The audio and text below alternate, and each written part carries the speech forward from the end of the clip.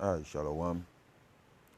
First and foremost, I would like to give all praises, honor, and glory unto Yahweh, Bahasham, Yahweh Shai, Bahasham, Rachar Kodash. Alright, and double honor to the apostles and elders of Great Millstone that rule well. Peace, blessings, and salutations to the elect. Alright, this here is Amma 1 from the Great Millstone Camp in Trinidad. Coming back to do another lesson through the Holy Spirit and power of Yahweh Bahasham Yahweh Shai. And yeah, it's like a history lesson because I was going into this on the works on Tuesday. Alright, and the Edomites is a people that demonic as hell. And how they just do things, alright, that is the satanic, manipulative, devilish mother effers on the face of the earth. That is why they have to be destroyed by Yahweh Bahasham Yahweh Shai, because they don't have love in them, alright? And the Edomites that I see ruling now, it have a way that they came up into the power. And the latest one was the King James, the throne of England, the crown of the British Empire, the British throne, because for a long period of time, a very long period of time, Jakes ruling, and that time would have been from the fall of Rome up until late there in the 1600s. Jake dominating Europe, right? Because Europe, before Jake was dominated it, alright, certain places in Europe was dominated by the Roman Empire. Rome is in Europe, alright, the ancient Roman Empire would be in Europe today, which is in Italy, which is a European country. But you had Edomites ruling. And Jake came up into the power seat. Now, they would tell you, this is what on the screen here right now is a book from, as they just call him, a conspiracy theorist. It is a book from an app called Academia. Alright, with Eustace Mullins, they just call him a conspiracy theorist. You go hear about him from the apostles of Great Millstone. They introduced everybody because I wouldn't say me, but they introduced the world to this man, of the world of Israel to me. They introduced the world of Israel to, because they speak on him, and when they speak on him, I say, hey, this man's song is interesting, because I interested in history, you understand, and I went and I looked him up, and the man, I watch videos on him, and he talking about history like he was there, and I say, wow, this. And the thing is, he giving you accurate, he coming with the facts. Alright, I say, this man, and I started to read some of his books. Alright, and contrary to popular belief, alright, some images are downloaded. Some images are downloaded here. Alright, but what I really want to show is this man right here is where he is. This guy right here. Now, I don't know if people could see or not, but you look at this man right here. Look at this man right here. This man here, his name is Henry Lord Darnley. right? Look at him, and you could, if you ain't absolutely want to lie, you look at this man right here. This man looks like an Israelite, a so-called black man. This is the actual photo of him. The actual, well, I wouldn't say photo, the actual picture, drawing, or painting, whatever, of him, because he's a man from the 1500s, 1600s, right? Look at him closely. This is the father of King James, the real King James, Henry Lord Darnley, right? I got a precept here. Now, Esau only lately came up into the throne. Alright? When King James, Christopher Columbus came over from the old world into the new world, that was he still had Jakes ruling in Europe. Christopher Columbus himself was an Edomite, but you had Israelites still ruling in Europe. Alright? So, let me get a precept here real quick. Alright, because you see, Esau is just a big lie. He's a lie. He is a lie. Psalms chapter 5 and verse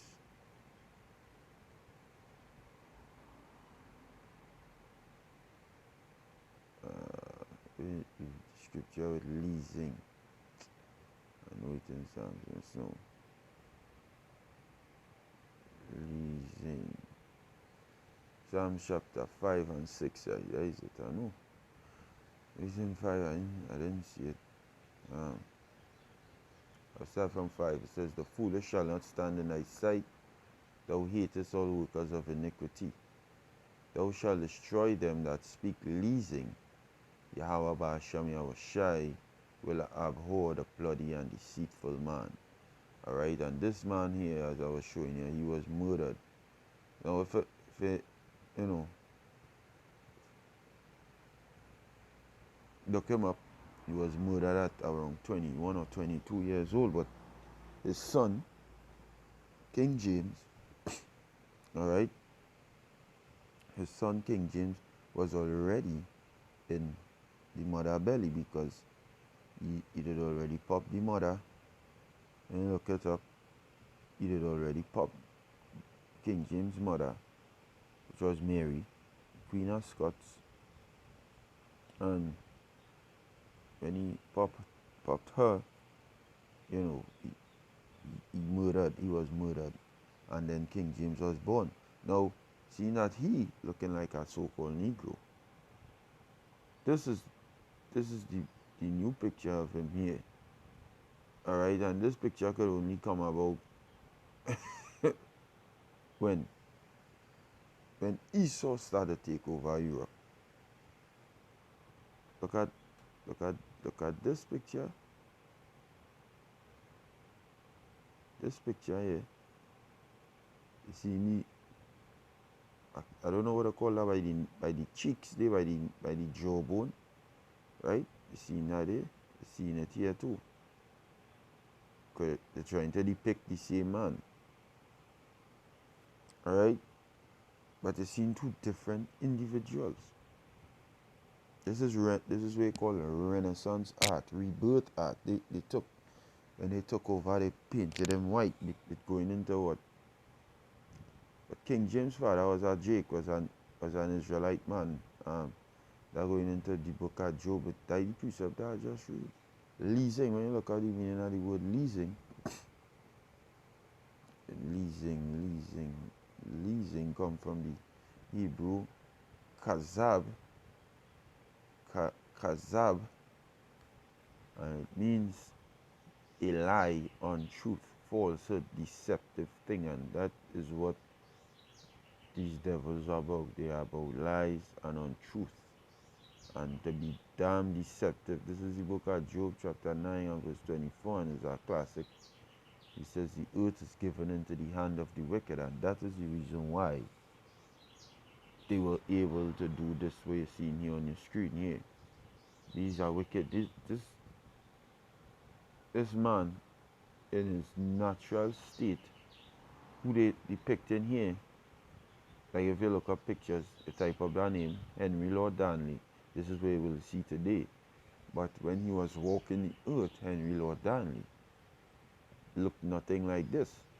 Henry Lord Darnley, King James' father, looked more like this. And this is clearly an Israelite, clearly a Jake, clearly a so-called Negro. You see the woolly hair, you see the facial features, that is a so-called Negro. Alright, and this here is a lie. Okay? That is not actual and factual. Okay? Now, that being said, continue with the precept. It says, the earth is given into the hand of the wicked. He covereth the faces of the judges thereof. And this is the reason that is what I'm showing you here. Look at right here. Alright? It says, if not, where and who is he? And right, if it's not them, if it's not the people that look like this, where is it? Where is he and who it is? Because it's saying right there in the book of Job that they are not lying. Why telling you here? So if you're telling me I'm lying, well then tell me who it is. You understand? So these are the wicked. Alright? These are the wicked. Now, King James, I'm going to show you. This man here would then go on to make this man here, who would become the translator of the Hebrew and the Greek. And I believe they say the Apocrypha was translated from the Latin to the English, who would become the translator of these books for the Israelites in these last days. This is the man you call King James. Accurate depiction of him. I'm going to get another picture of him sitting down on the throne. This is, as you could clearly see, a so-called Negro. If you're being honest, you would see and say, it's not that because the picture painted in black and white and there is no color to it, but you could tell a Negro by face, by feature. Everybody feature different. Alright? Everybody. Like if a Elamite, a East Indian, shave off all the hair on the head and all the eyebrows, everything, all the hair on the face, and a Negro do it, but you put them side by side, you will see a Elamite, a East Indian, and a Negro because of their physical, facial features. Everybody feature different. You could clearly see in this picture here, this man is an Israelite, a Jake, a so-called Negro. But this is how they have him painted here today. Well, I believe I don't download any. Let me see. Right, this is how they have it painted here today. This is what they say is King James. When King James walked the earth, he's seen two. This is two different people. What's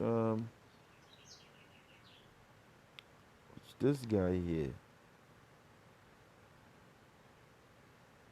right? Or this guy here. Oh no, look, let's say this is King James here. This is the new image of him. And watch this guy here.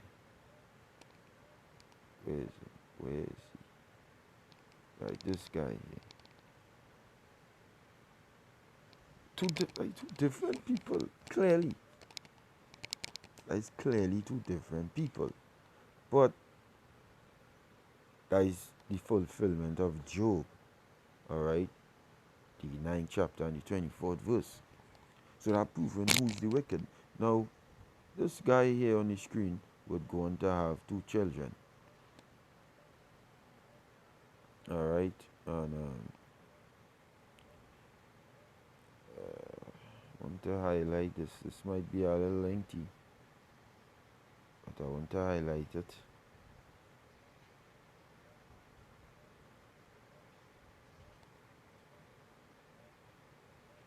Bam. Right. So I will start from here.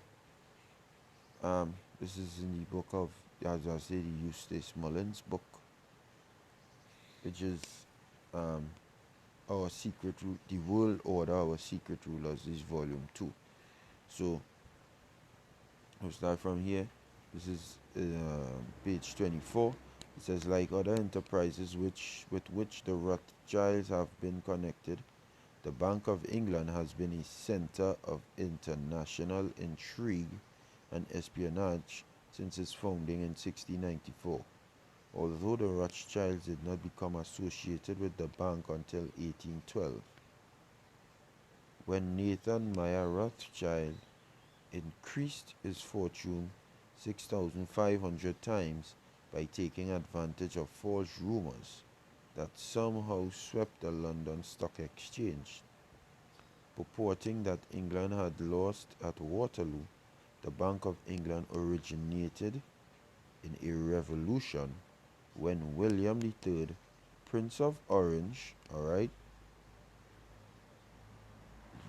listen closely, when William III, Prince of Orange, drove King James II from the throne. King James II was the son of this man here, which was the son of this man here.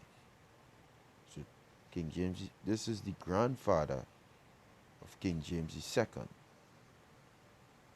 William of Orange would have been an Edomite, a so-called white man. Alright?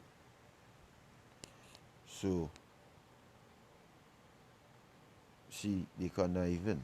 Now, when you read into it, you will see more.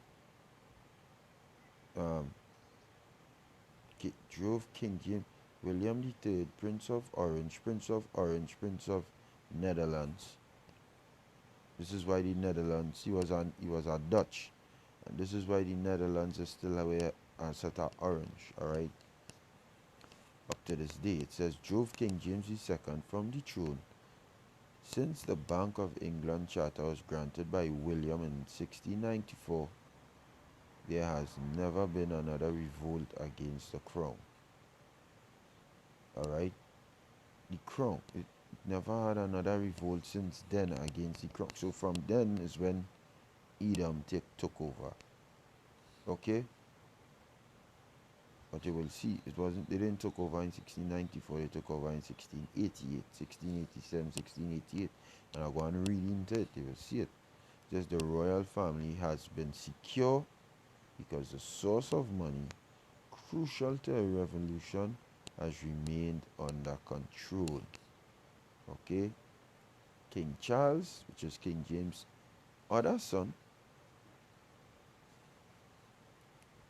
had managed King Charles II had managed to retain a shaky position because of support from the Duke of Buckingham, George Villiers, and others whose names formed the word cabal, introducing a new term for intrigue.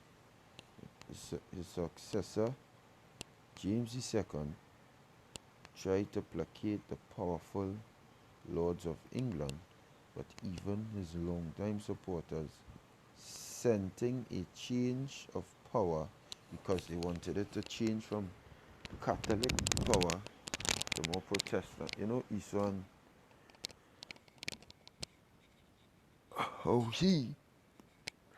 his system run, because he saw Edom was being loosed for that little season.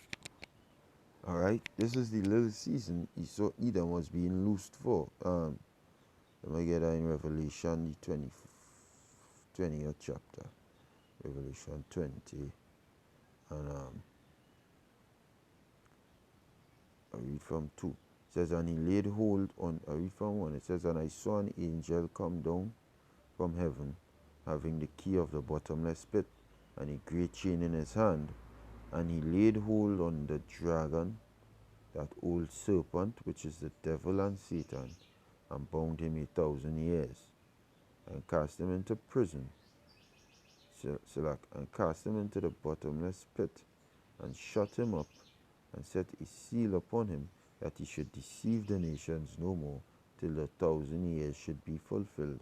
And after that, he must be loosed a little season. Let me look up the meaning of that word must. Because everything is inside our prophecy. Every single thing. Alright? The word must come from the Greek word die. And it means it is necessary. There is need of. It behooves. Is right and proper.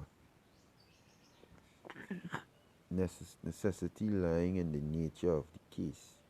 That was a necessary thing seen by Yahweh Ba'asham Yahushua. And why was it necessary? Because in the end, when that serpent be loosed, Yahweh Shai is coming to crush its head. Alright? Yahweh Shai would be coming in the end to destroy it. So it was necessary for him to be loosed that time. For Yahweh Shai, our Lord, to come and destroy him in the end. Which this is the end we in. And we are reading about in the book, our secret rulers. That was that was around the time when they were being loosed. So they were coming up into the power seat. Alright? So King James, alright, was, oh gosh, why every time this thing doing that way?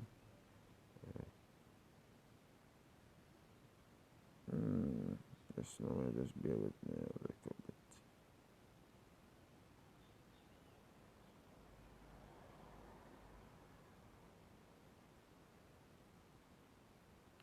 Just bear with me.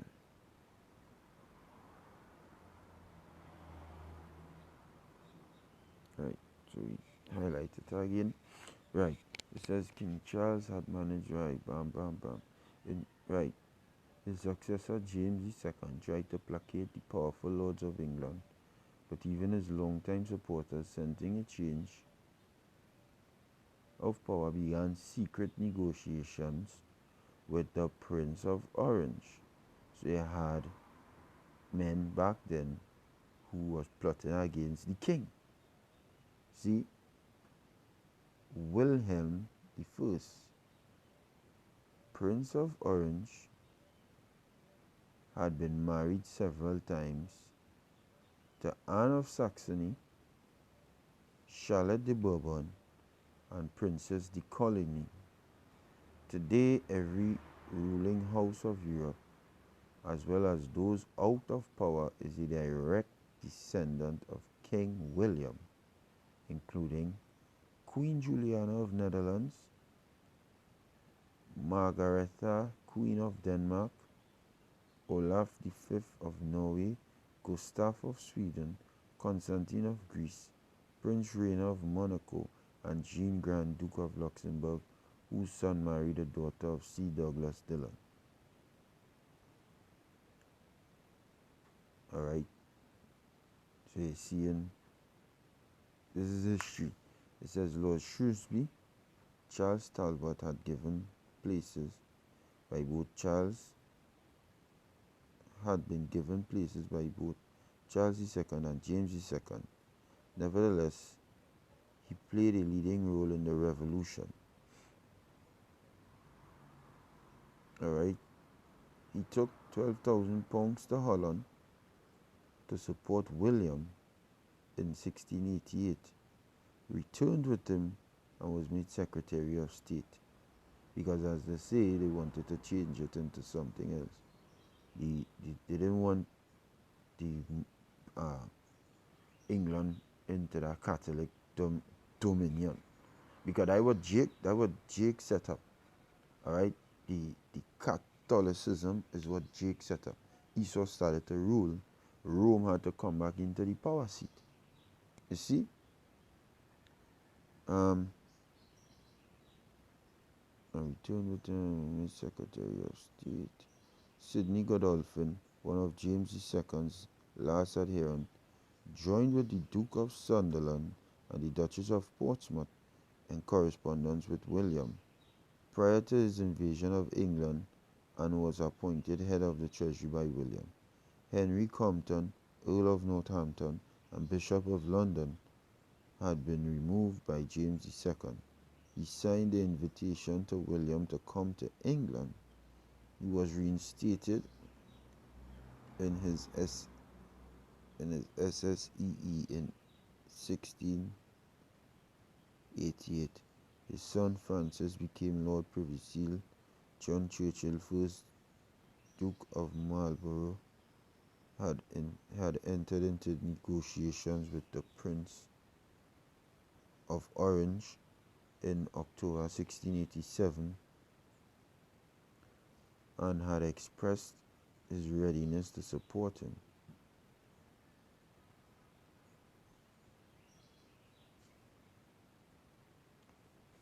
Right, and had expressed his readiness to support him in August 1688 to allay James II's suspicions. Marlborough then signed and renewed a renewed oath of fidelity to him. Alright? To throw him off. If he's suspecting anything, he signed an oath of faith to him. Deception, that could have damn well be an Edomite, alright? Or wicked ass Jake, because he had this wicked ass Jake in Tiberius Julius Alexander, who helped the fucking Romans defeat Jake in 70 AD. So, November the 10th, 1688, or November the 24th, 1688, he joined the forces of William of Orange. So he signed it November the 10th, and 14 days after, he teamed up with the enemy. It says, listen good, although William had married, see, Mary, the daughter of James II.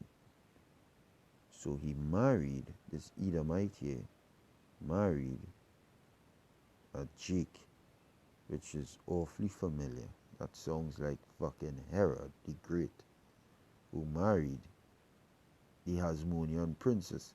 Can't remember she name right now, but I'll find it just now. And when he married into the family, he fucking took it over. And that is when Jake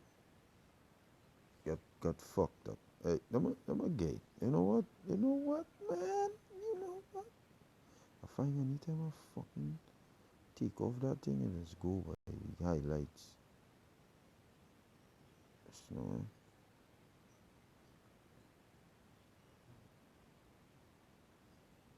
alright, so we got 41 tabs here.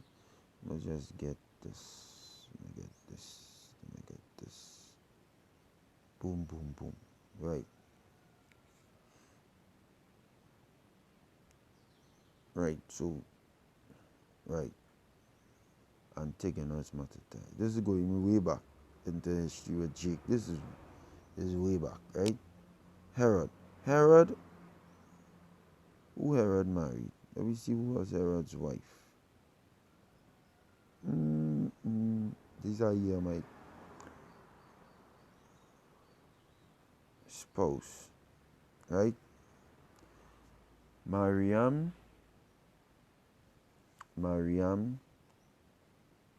he had spouse Doris, Mariam the second. Let me see who's Mariam the second.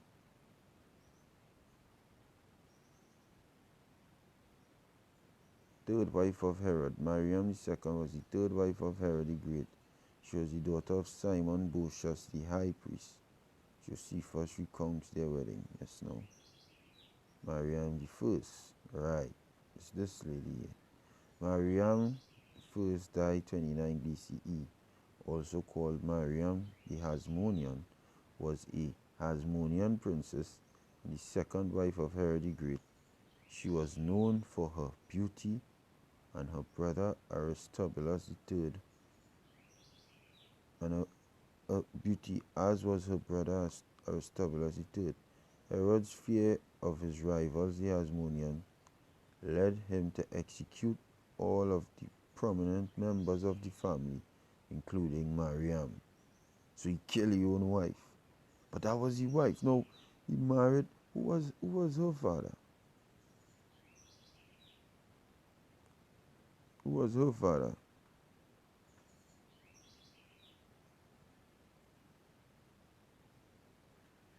Right? Mariam was the daughter of the Hasmonean Alexandros, also known as Alexander of Judea, and thus was one of the last heirs to the Hasmonean dynasty. Alexander of Judea, which they come straight from Levi, them is Levites, all right. Alexander of Judea.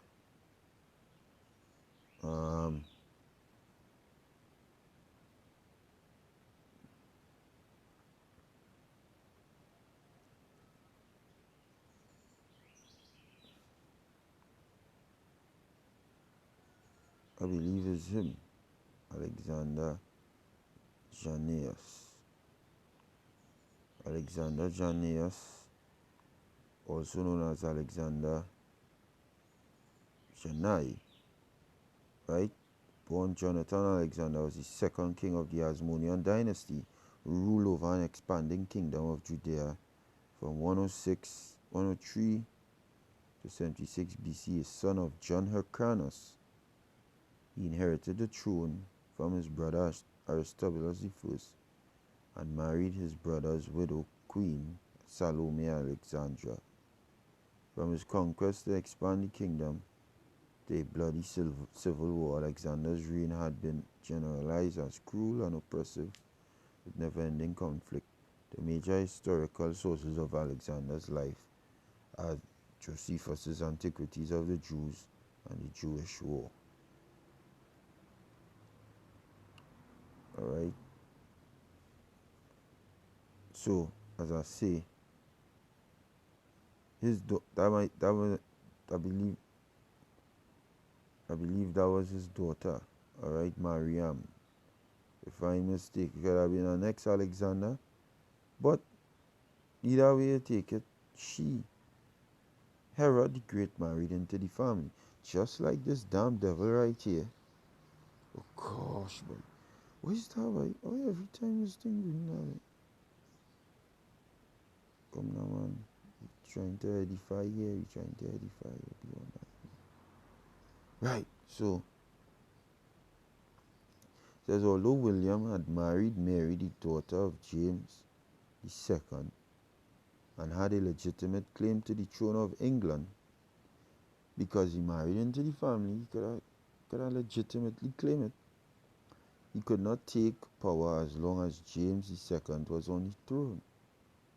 Therefore, he entered England with a force of 10,000 foot soldiers, and 4,000 horse, a small force with which to conquer a great kingdom.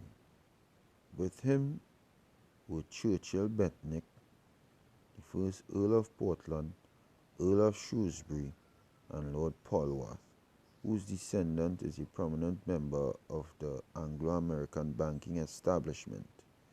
James II fled to the court of Louis XIV and was declared abdicated. This event was subsequently celebrated in English history as the Glorious Revolution. So that is that thing you could look up. This was when Jake got thrown out of the power seat in England.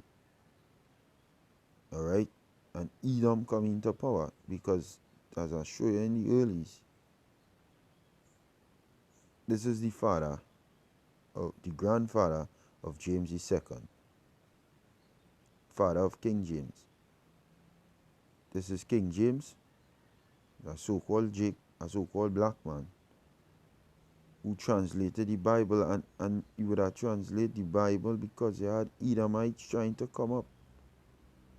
The devil, and he knew these was the damn devils that coming back. So you know what? Why is had the power?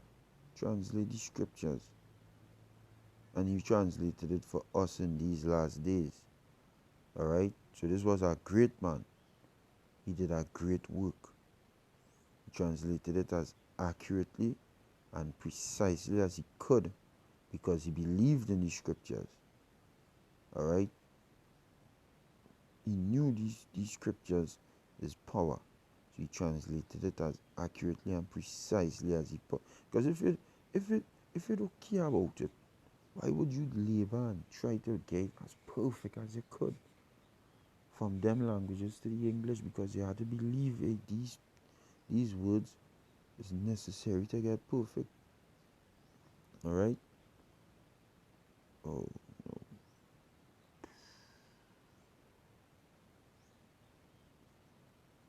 This is him here again. See? Look at the title. Look at the James, by the grace of God. He sort of speak like that. King of England, Scotland, France, and Ireland. And he was a powerful king. He was ruling kingdoms. There's four kingdoms he was the king of. He sort of know that. And I will go and see here. God will do it again, please. Right. Let me, let me read now, man. Right. Yes, right. The glorious revel. I read it over. This event was subsequently celebrated in English history as the Glorious Revolution. When Esau got the dominion and revolted, he broke the yoke from off the neck. That is in what, Genesis? No, it started before that, when the Turks came out from the Ottoman Empire. But this is when the get England. This is when they get our main kingdom, the English throne. Genesis 27.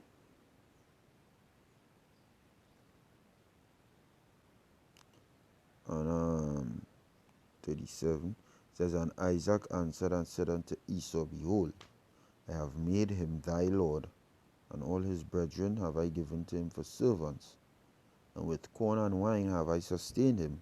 What shall I do now unto thee, my son? And Esau said unto his father, hast thou but one blessing, my father? Bless me, even me also, O my father. And Esau lifted up his voice and wept. And Isaac his father answered and said unto him, behold, thy dwelling shall be fatness of the earth, and of the dew of heaven from above. And by thy sword shalt thou live, and shalt serve thy brother. And it shall come to pass, when thou shalt have the dominion, that thou shalt break his yoke from off thy neck. See? And this is when they were getting the dominion. What were they doing? They were breaking the yoke from off of their necks. Fulfilling that prophecy. Because James II, when you look it up, you could do that research, was an Israelite. That is the son of King James I. Alright? Which was the son of Lord Henry Lord Darnley. The King James I. The son of Mary Queen of Scots, another so-called black woman. A so-called black woman. Right? And I have a series on she right now on TV. portraying this Edomite woman to be her that was not an Edomite. It says King James II had married a Catholic, Mary of Modena, in 1673, and launched a campaign to return England to Roman hierarchy. After more than 100 years of Protestant rule, and they weren't having fucking that. His two daughters were being brought up as Protestant, but he then bore a son who was baptized as a Catholic, ensuing a Catholic heir to the throne, because he's the king. And he being the king, what he say goes. It was this situation which precipitated the Glorious Revolution. In 1688, James had an army of 40,000, all of whose officers were Roman Catholic. The invader, William, had only 13,000 men. And you see what went on? He got defeated because this was of the Lord Yahweh. Alright? All praise to Yahweh Ba'ashem Yahushai. To compound his problems, the ships were blown off course and missed their landing target. James was informed that his troops, most of whom were Protestant, would not obey their Catholic officers, and they would not defend him. He then abdicated to France. A subsequent attempt to make a comeback in Ireland also met with defeat, which initiated the troubles which have continued there to this day between Ireland and England. So you see, that start the troubles between Ireland and England. It says, as King of England, William signed. So this Prince of Orange came into the throne and started to rule England as King William the First. A Declaration of Rights on February the 13th, 1689, which ended the king's power to suspend Parliament or to dispense with its laws. So, what coming into power there? Rome.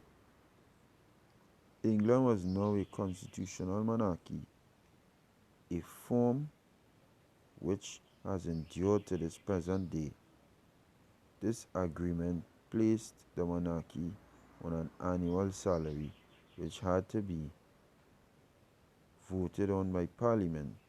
The purse strings were now firmly in the hands of legislators. In 1694, William chartered the Bank of England. Since that time, there has never been a revolution because no political force in England was able to raise money to finance such a challenge. Alright? And yeah, you could read through it again. It's history. A lot. So, this is where the devil took over. Edom. They came into power then. In the British Empire. Because they had James ruling. Which are clearly showed. Especially the British Empire. Because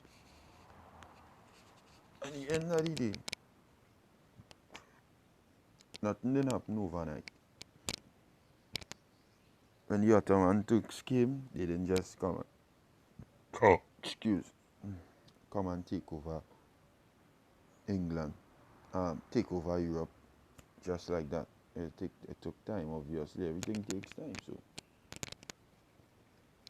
that took time. But that there was the Edomite man coming up into power in England and so forth, right? And they dethroned King James' son, which was Jakes. Alright? And now they ruling right now. They ruling, they're still in power. The power is theirs. Power is theirs.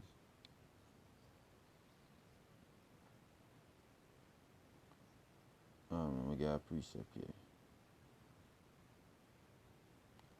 Book of Psalms, chapter 52, and verse 1. It says, to the chief musician, Amashel, the Psalm of David, when Doeg the Edomite came and told Saul, and said unto him, David is come to the house of Ahimelech. It says, why boastest thou thyself in mischief, O mighty man? The goodness of the Most High endureth continually. It says, thy tongue deviseth mischiefs like a sharp razor working deceitfully. Thou lovest evil more than good, and lying rather than to speak righteousness, Selah. Thou lovest all devouring words, O thou deceitful tongue. The Most High shall likewise destroy thee forever. He shall take thee away and pluck thee out of thy dwelling place, and root thee out of the land of the living, Selah. The righteous also shall see and fear, and shall laugh at him. Lo, this is the man that made not the Most High's strength, but trusted in the abundance of his riches, and strengthened himself in his wickedness. But I am like a green olive tree in the house of my power. I trust in the mercy of the Most High forever and ever. I will praise thee forever because thou hast done it, and I will wait on thy name, for it is good before thy saints. Alright? But these damn devils wicked as all damn hell. Okay? Habakkuk chapter 2 and verse 4. It says, behold, the soul which is lifted up is not upright in him, but the just shall live by his faith. Yea, also because he transgresseth by wine. He is a proud man, neither keepeth at home, who enlargeth his desire as hell, and is as death, and cannot be satisfied, but gathereth unto him all nations, and heapeth unto him all people. Shall not all these take up a parable against him, and a taunting proverb against him, and say, woe to him that increaseth that which is not his? How long? And to him that ladeth himself with thick clay.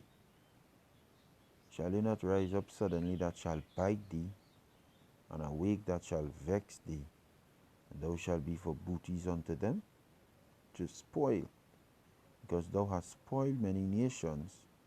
All the remnant of the people shall spoil thee, because of men's blood, and for the violence of the land, of the city, and of all that dwell therein. Woe to him that coveteth an evil covetousness to his house, that he may set his nest on high, that he may be delivered from the power of evil. Thou hast consulted shame to thy house by cutting off many people, and hast sinned against thy soul. For the stone shall cry out of the wall, and the beam out of the timber shall answer it. Woe to him that buildeth a tongue with blood, and establisheth a city by iniquity. Alright? And that is what these devils did. As this precept say in Genesis, by thy sword shalt thou live, and shalt serve thy brother by bloodshed. Okay? So you know what? I feel I will end it off there. Just wanted to touch on that real quick. But I always saw is a deceit. That your father-in-law, that was his father-in-law? That your father-in-law? That way go do your father-in-law? And they did their father-in-law that back in the past. As I read, Herod the Great murdered every fucking body. Kill everybody. He killed everything. Every heir that could arise up against him, he murdered them. And he married into the family, that bitch. Anyways, shalom to the elect. I can stay strong. Give all praises, honor, and glory to Yahweh. Ba'asham Yahushai for giving me the information to do this lesson.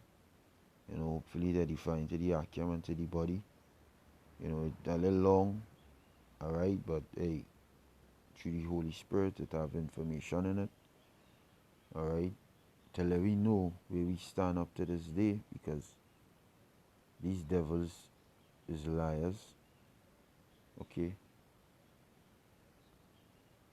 So, shalom to the elect Akim and stay strong. Shalom.